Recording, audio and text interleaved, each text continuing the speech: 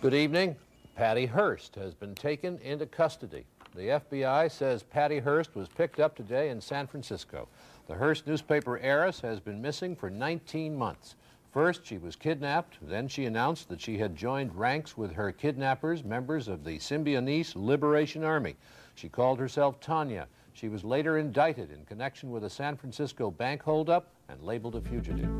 Ladies and gentlemen, welcome to another edition of Colts Coffee and Conversation. My name is Carl. And I'm Holly. I'd like to welcome you back to another wonderful edition of Colts Coffee and Conversation. Hope you're enjoying our fantastic journey through the Symbionese Liberation Army, also known as the SLA. How are you taking it so far, Holly? Well, you know, I told you it's my passion, and it's true, and I'm very immersed in it. Yes. And so I can't, I'm almost happy it's coming to an end. Your passion bucket is now officially full. I think so. I gotcha. Alrighty. Well, it's time to do the disclaimer. Ladies and gentlemen, this is for entertainment purposes only. We have normal, regular jobs. We're normal, regular people. This is our personal interpretation and also our personal opinion about such events. And before we get into our cults, before we get into our conversation, let's talk about what we're drinking. Holly, what are you drinking? Well, you know, I'm going to go back to my delicious Cordusio. Very nice. Even though it is out of season. That's okay. It's on the secret menu. It is. Yes, just like, what is it, In and Out? Yes. The secret stuff. Anyway, I'm drinking the beverage that got me into coffee. Thank you, Aunt Heather. Shout out, Aunt Heather. Cappuccino. I'm having a cappuccino. A cup of chino. Yes, a cup of chino. Okay. No, a cappuccino. So, delicious, frothy. Love it. Alrighty, but before we get into the this is what our final show, isn't it? Yes, of this SLA. Of SLA. This is number 7. This is not. Ooh. I never thought it was going to go this long. Yes, truth be told, all you wonderful listeners, all you Cultonites, when we started to sit down and kind of paint the picture and paint the story, Holly was saying it's only maybe 2 episodes max. Well, I was wrong. Whoopsies, because I was like, no, there's more. There is blood in this stone. Find it. We found it. So yes, and actually we didn't even. There's a lot more in there, but yeah, we're just kind of brushing the surface for the most part on it. But even the brushing of the surface, there's a lot there. Yes. Alrighty, before we get into it, once again, guys, we have to do our little shout-outs to what we need. Feedback. We would love to have your feedback, guys. And in order to do that, we have a few doorways you can walk through. And that one, of course, is Facebook at Colts Coffee Conversation. And also we do have our Instagram at Colts Coffee Convo. And then, of course, we have the Twitter machine at Colts Coffee Con 1. That is Colts Coffee Con, C-O-N, and the number 1. So we have our email address at coltscoffeeconvo@gmail.com. And there's also another option. It is the voice recorder. Yes, you can record a voice memo on your phone, and you can send it off to Colts Coffee and Convo. Colts Coffee Convo @gmail.com. Very nice. Or on Anchor, there's a little button to push to say what you need to say and send it off to us. Yes, we're on Anchor. We're on air. We are actually now on iHeartRadio. Look at that. Yes, I feel special. Yes, I do. I know probably it's not. They just probably randomly picked us, but that's okay. We got picked. That's all that matters. Yes. And we're also on 10 different platforms of podcasting. Yes, we are. So very grateful and very thankful for that. We're very easy to find, guys. If you have an iPhone, it's that little purple icon. Just push it and then type in Colts Coffee Conversation. Guess what? We're number 1. Yes, and we're not Cults and Coffee. No. Or Coffee and Cults. Nope. Colts Coffee Conversation. 3 C's. Handle it. Like it. Love it. Listen. Alrighty, so let's go ahead and get into our final wrap-up of the Symbionese Liberation Army. Okay. Alrighty, so real quick before we get into it, a little recap of last episode.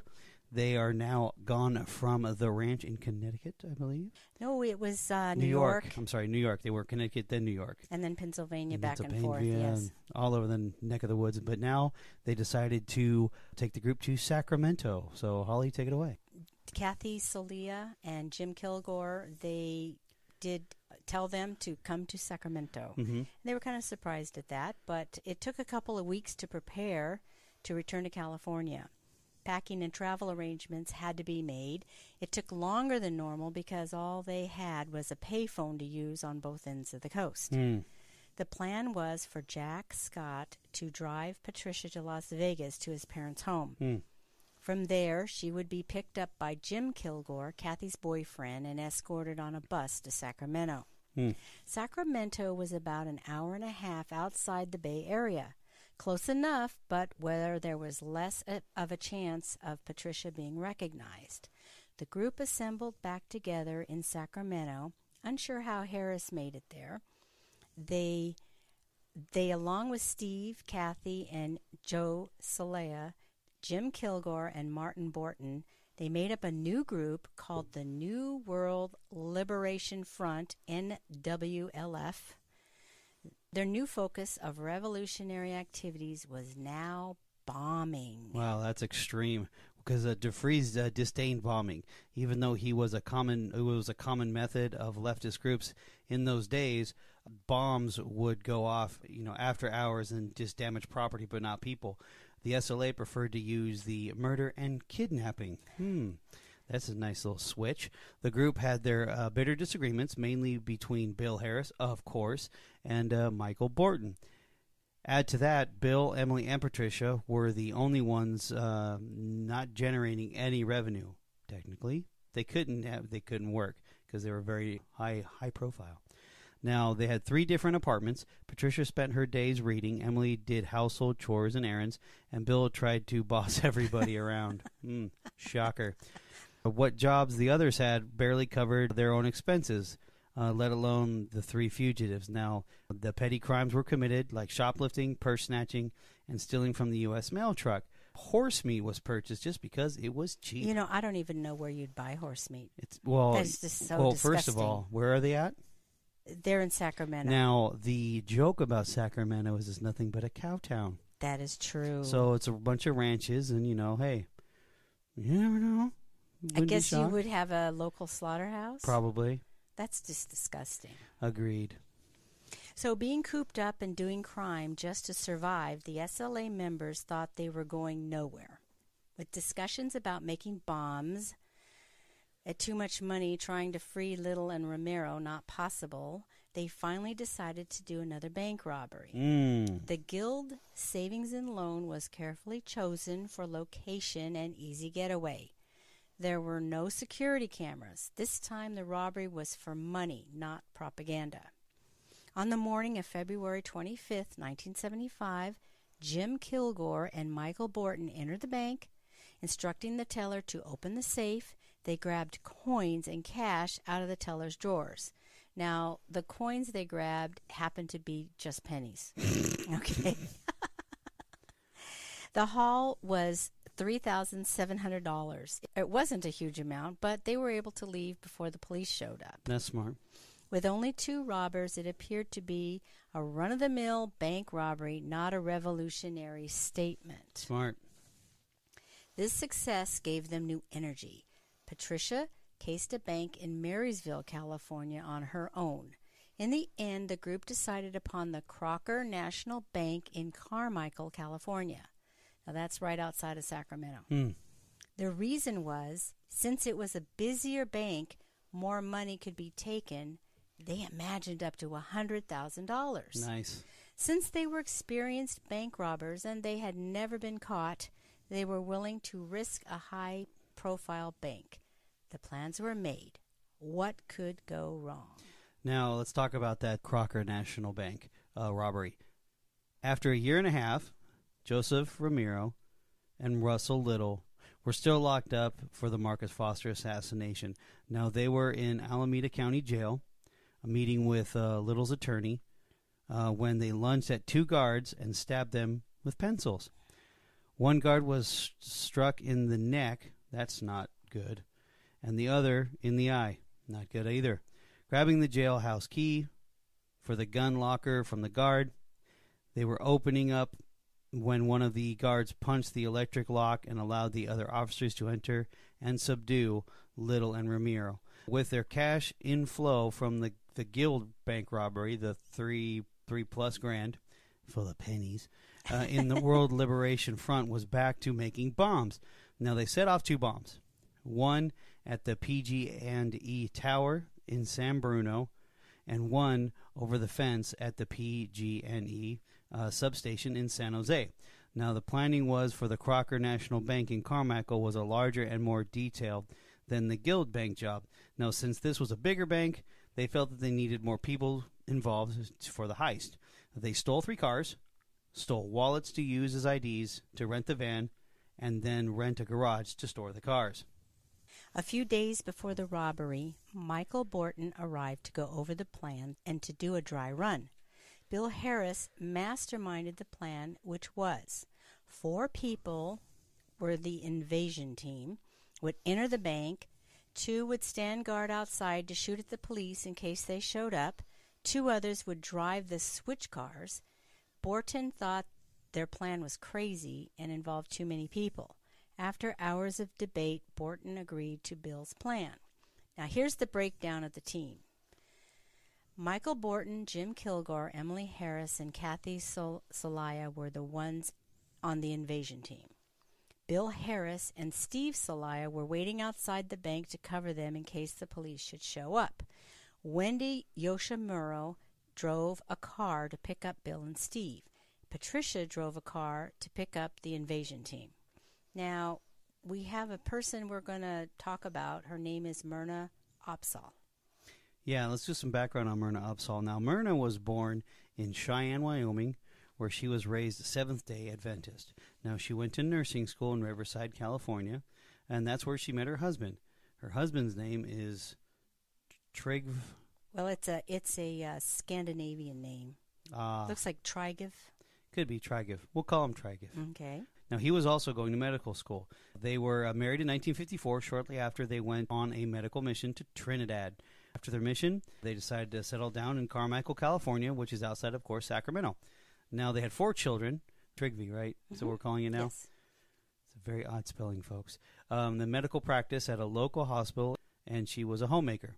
Myrna became a homemaker. Now, still active in their church, Myrna was part of a group of women who had the responsibility of counting the weekend offering and making the deposit over at the Crocker National Bank.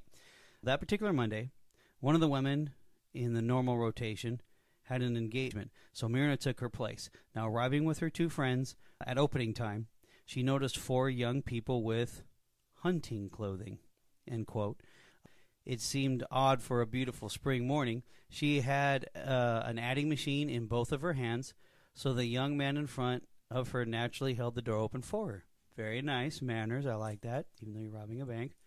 As soon as she entered the bank, the young man, Michael Borton, yelled, "Everyone on the ground!" He was brandishing a pistol as he and his comrades waved their weapons in the air and put on ski masks. Emily had a shotgun, and in the few seconds the robbery lasted, the safety slipped off and it went off, hitting Myrna in the side.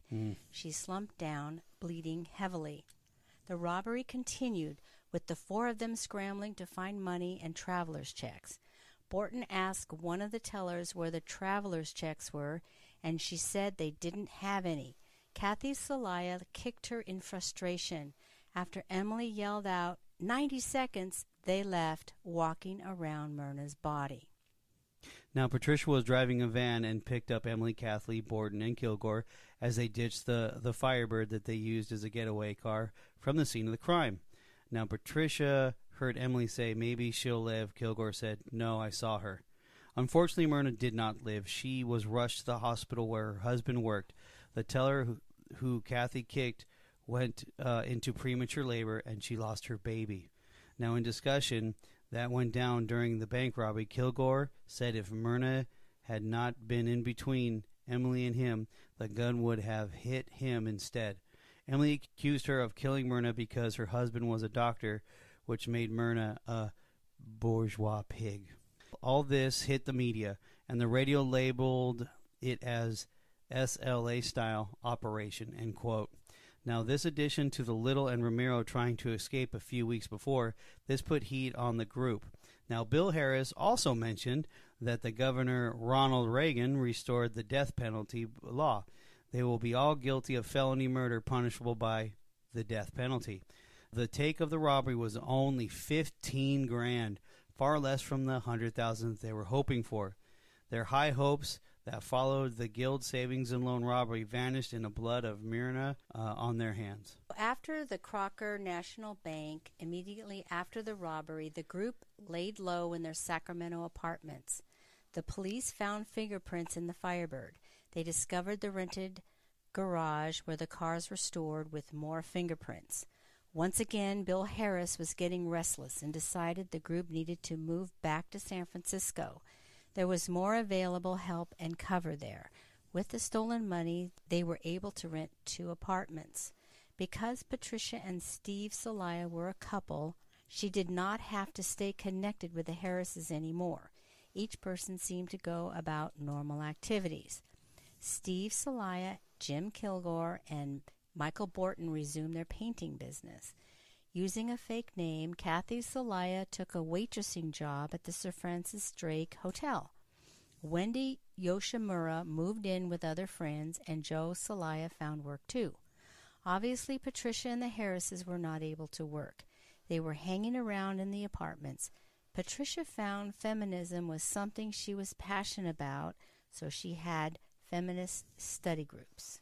Okay, so let's talk about something. There's a thing that there was going back in the day called feminist bomb makers. That sounds like a healthy hobby. Now, since there were more women than men in the group, they started to assert their desire to be involved in bomb making. Now, they wanted to show that they could make bombs just as well or even better than men. As usual, Bill Harris had an objection to this. He never made a bomb. Since DeFries did not like the fact that explosions were after hours and destroyed property only. Over the summer, he did read a book on bomb making and fancied himself an expert. Now, the SLA members wanted to kill cops with the bombs.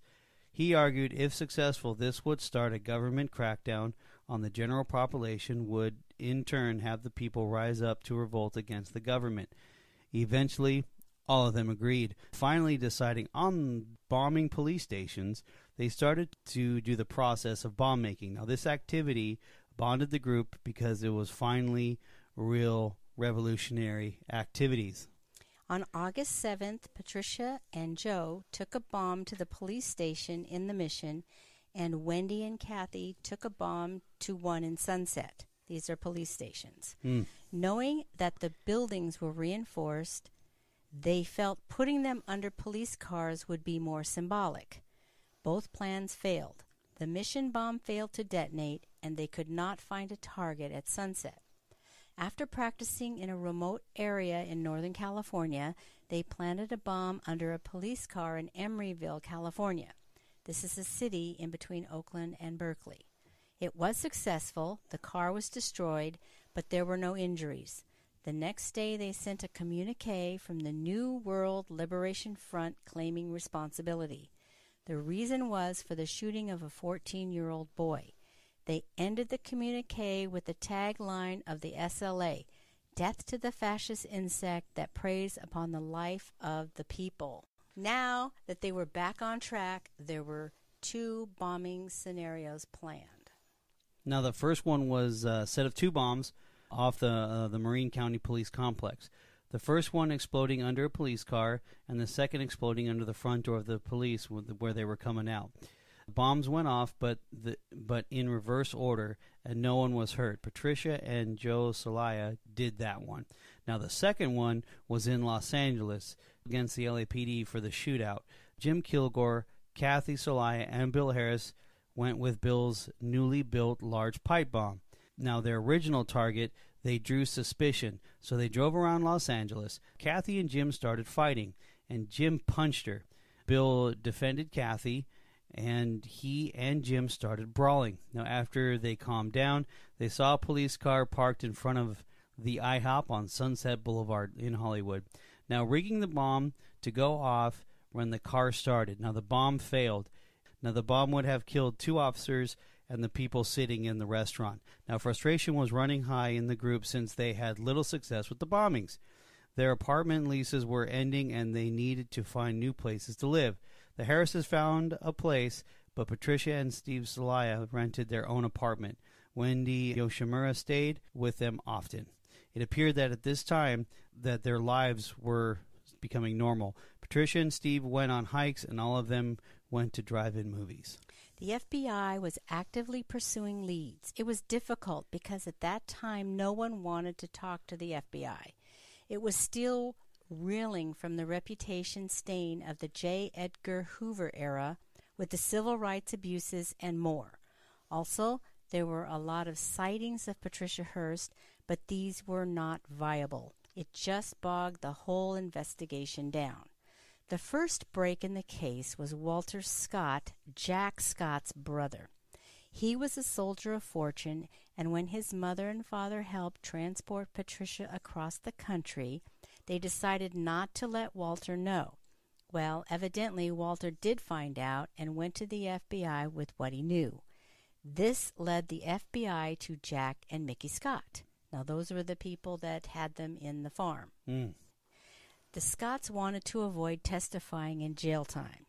With the help of their lawyer, they announced they would not cooperate with the Hearst investigation, citing Watergate, the Vietnam War, the economic situation, and the revelations of the corrupt FBI and CIA dealings. Surprisingly, this tactic worked. Now, continuing to interview persons who had come in contact with the SLA group, the FBI finally connected Kathy, Steve, and Joe Celaya to the SLA. There were no known addresses or phone numbers for them.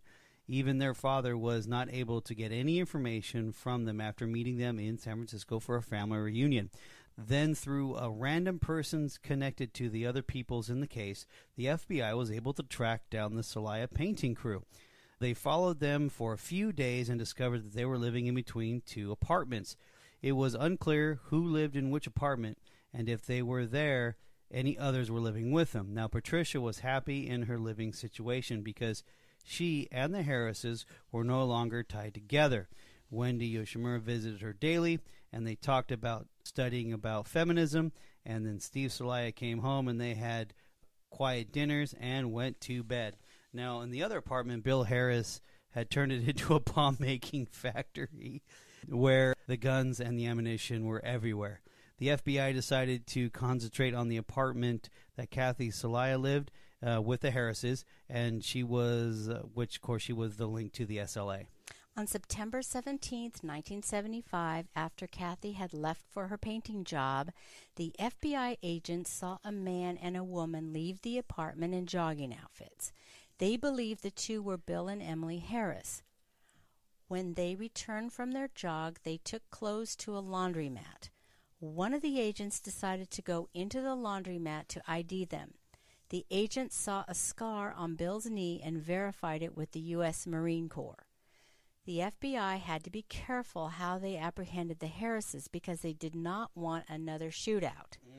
On September 18th, they waited for Kathy to leave and the Harrises to come out of the apartment for their daily jog.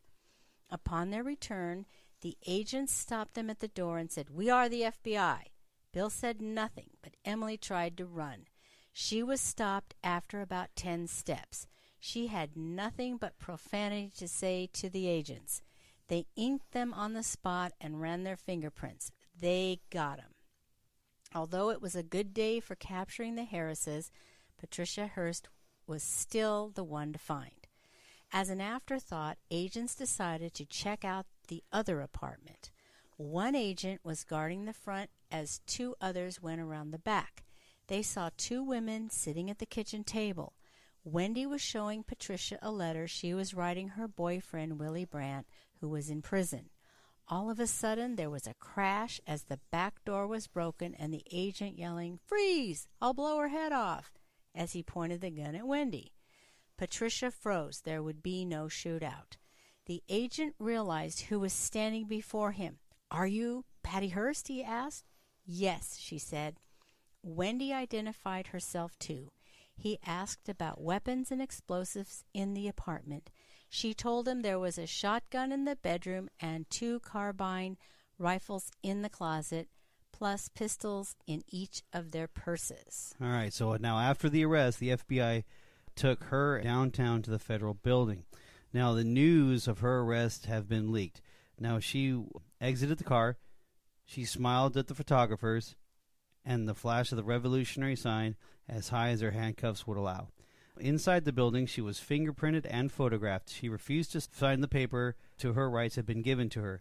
Now, she was escorted into the courtroom where her lawyers met her. Now, the charges were armed bank robbery, the use of a firearm in a felony.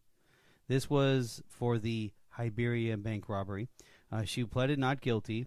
After her court appearance, she was taken to the San Mateo County Jail, where she would spend the night. Now, before this, Steve SLA heard on the radio that the Harrises were arrested and went to warn Patricia, but he was too late. They picked him up as well. Fortunately, the FBI neglected to secure a construction site where the rest of the group was. So Kathy and Joe SLA, Jim Kilgore, and Michael Borton heard about the news, and they just bolted. They went underground, and they were not captured for decades. Patricia's ordeal was just beginning. She was denied bail. The court ordered her to get a psychological evaluation.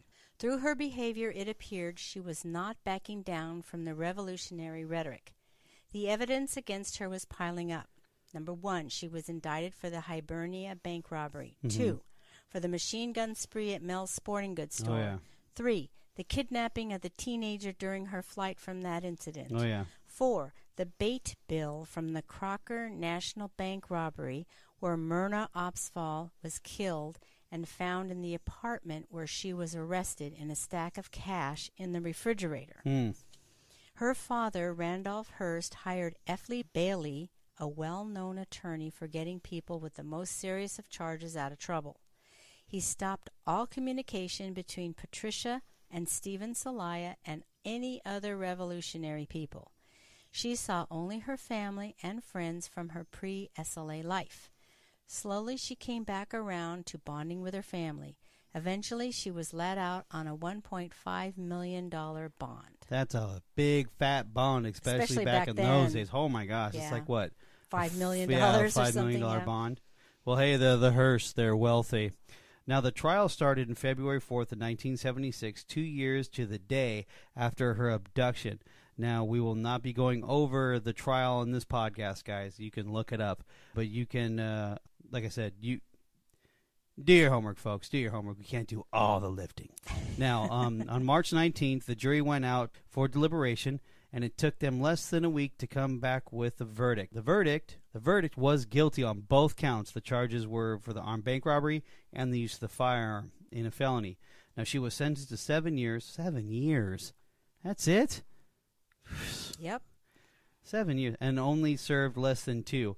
Now, in 1979, President Jimmy Carter commuted her sentence before leaving office, and in 2001, President Clinton pardoned her. So, all righty. So, actually, she did not get charged with that bait bill.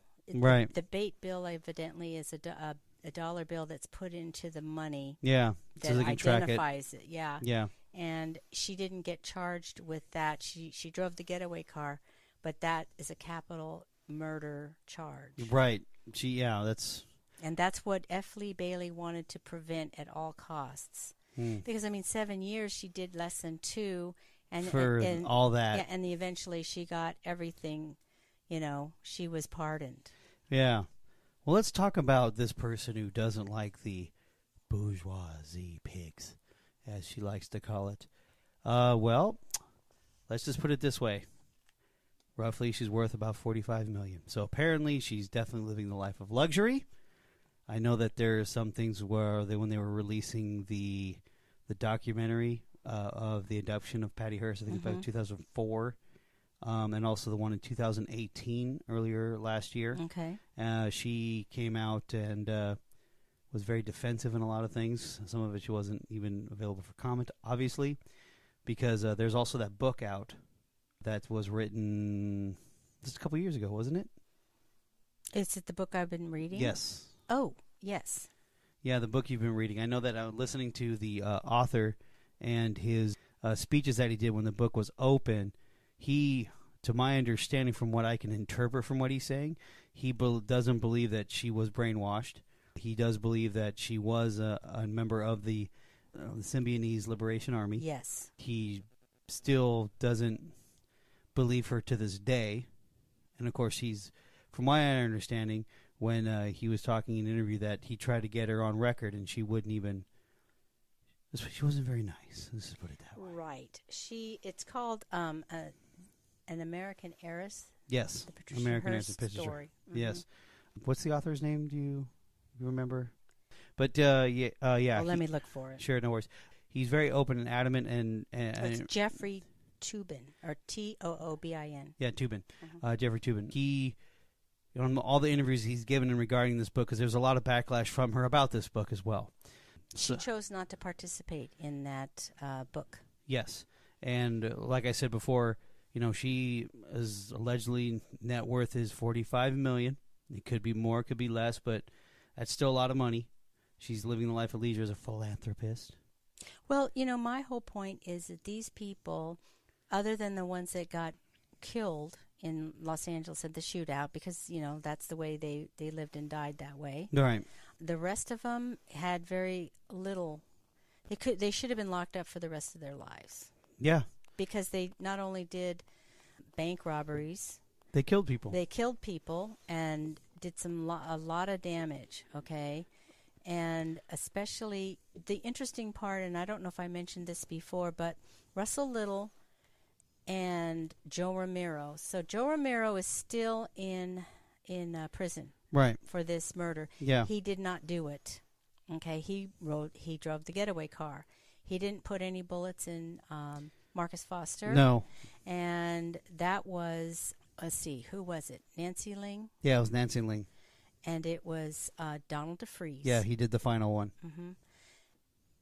Basically, everyone who actually had the physical responsibility of the assassination of Marcus Foster, they died in that house. Yes, they did. And, I don't understand now. Russell Little got a retrial for whatever reason. Right. And he was out. He only spent, like a handful of years in prison. Well, I find it funny that they actually still let him out after attacking the officers.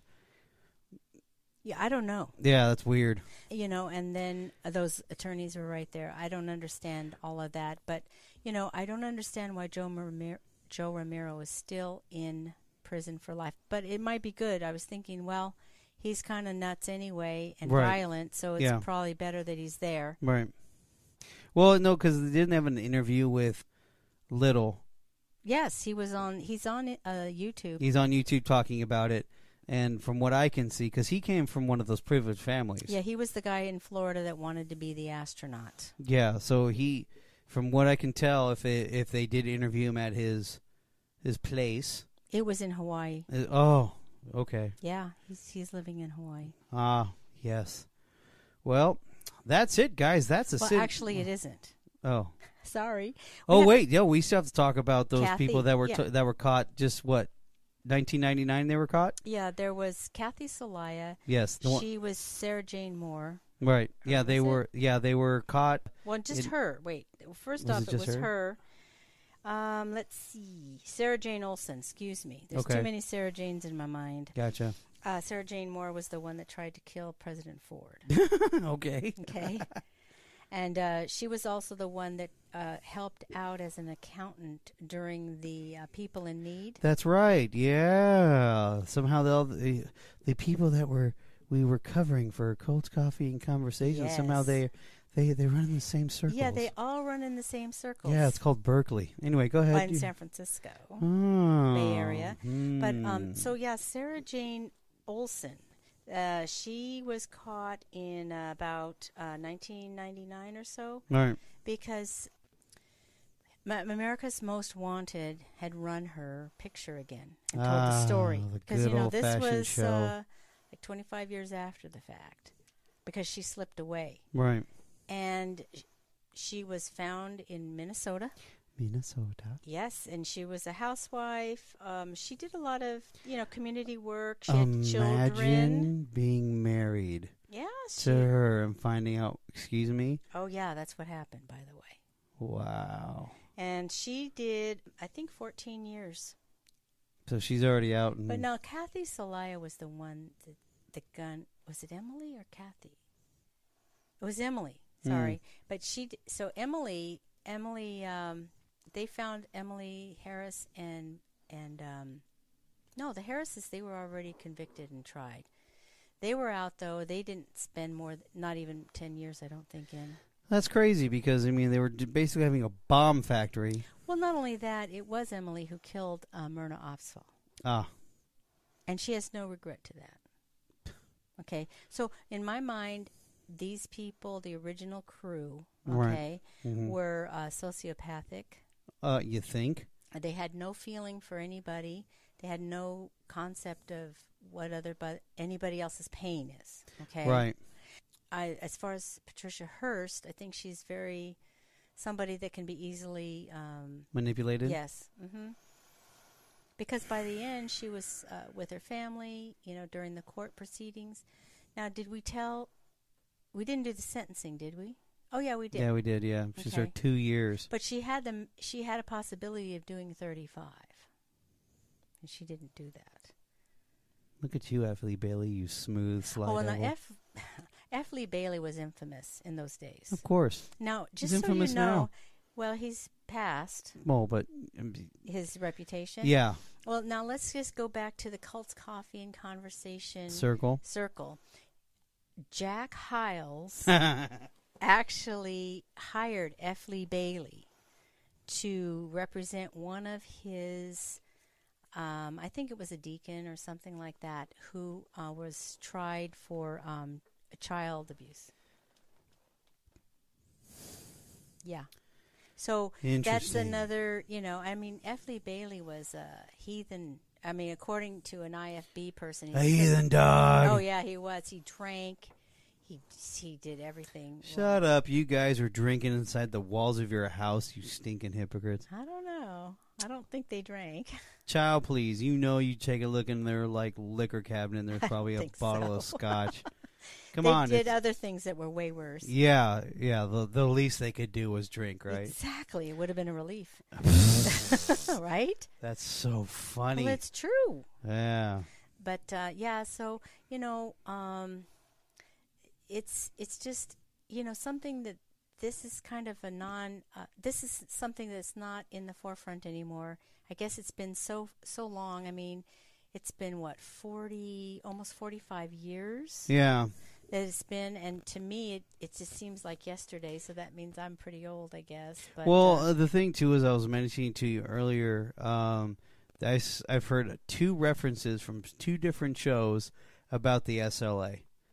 Just in this last just month random or so? Last week. Oh, wow. Yeah, it was a podcast I was listening to, and it was also on a sports show, and I was just like, what? Where is this coming from? Well, the other thing I don't understand is like the LA Times, they didn't have, on the day of the shootout, May 17th, what's in this day happened. They didn't even mention it. That's weird.